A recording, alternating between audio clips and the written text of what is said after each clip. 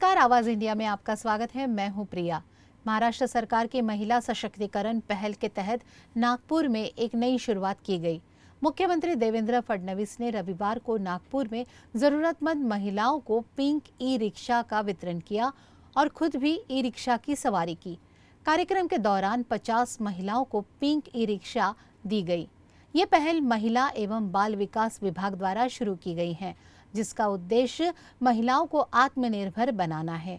महाराष्ट्र की महिला एवं बाल विकास मंत्री आदिति तटकरे ने जानकारी दी कि राज्य के सभी महानगरपालिका क्षेत्र में अगले 6 महीनों में 5000 पिंक ई रिक्शा वितरित की जाएगी।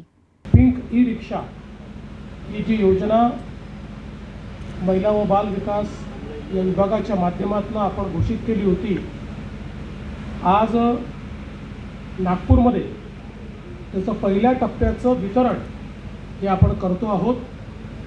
मी आमच्या महिला व बाल विकास मंत्री अदितीताई आणि राज्यमंत्री मेघनाताई आणि तसेच सचिव अनुप कुमार यादव या तिघांचे अतिशय मनापासून अभिनंदन करेन की त्यांनी ही योजना अतिशय चांगल्या प्रकारे या ठिकाणी राबवली।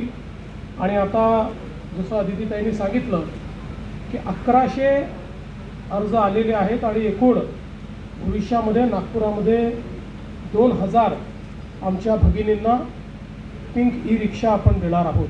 साधारणपणे सगळ्यात ज्या महानगरपालिका आहेत तिथे आपण ह्या पिंक ई रिक्षा ज्या आहेत त्या उपलब्ध करून देणार आहोत आणि आम्ही पुढच्या 6 महिन्यामध्ये किमान 5000 किमान म्हणजे वर्षामध्ये तर 10,000चं उद्दिष्ट आहे, पण किमान 5000 ई रिक्षा ज्या आहेत त्या पहिल्या या 6 महिन्याच्या टप्प्यामध्ये आम्ही महानगरपालिका क्षेत्रामध्ये उपलब्ध करून देत आहोत। उद्या पुण्याला अजितदादांच्या हस्ते सुद्धा वितरण सोहळ्याचा कार्यक्रम आहे। त्याचबरोबर पुढच्या कालावधीमध्ये ज्या ज्या महानगरपालिका आहेत जिथे पात्र अर्ज आलेले आहेत